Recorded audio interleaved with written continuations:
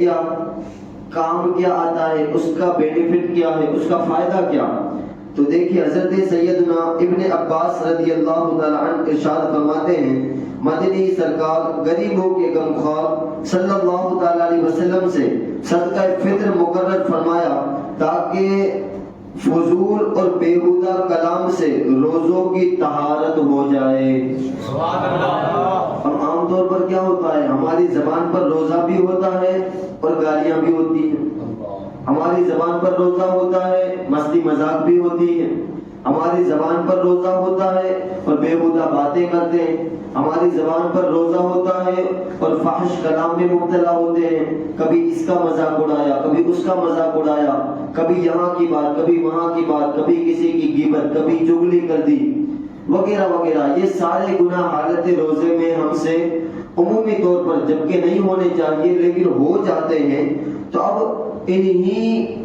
چیزوں کی وجہ سے صدقہ فطر کو واجب قرار دیا گیا کہ جب بندہ مومن صدقہ فطر ادا کرے گا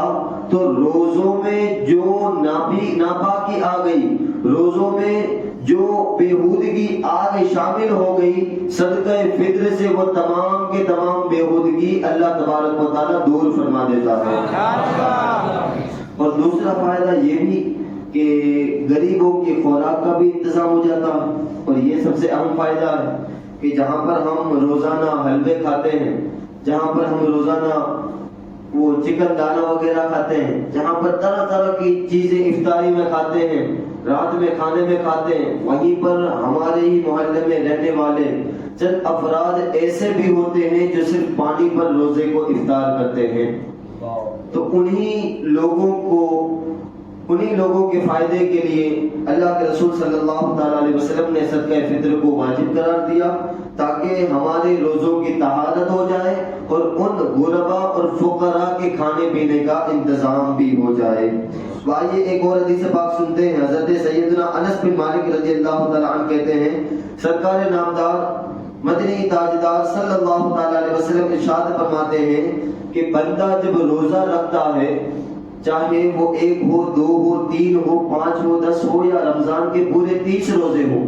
جب بندہ روزہ رکھتا ہے تو اس کا روزہ زمین اور آسمان کے درمیان معلق ہو جاتا ہے، یعنی لٹک جاتا ہے۔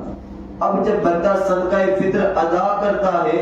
تو وہ جو لٹکنا تھا وہ ختم ہو جاتا ہے اور روزے اپنے عروج کو پہنچ جاتے ہیں۔ سبحان اللہ۔ یا یوں سمجھ لیجئے کہ روزے کی قبولیت میں صدقہ فطر ایک آڑ ہے کہ جب تک صدقہ فطر ادا نہیں کریں گے ہمارے روزے قبول نہیں ہوتے، اور جب صدقہ فطر ادا کر دیا تو اللہ ہمارے روزوں کو قبول فرما لیتا ہے۔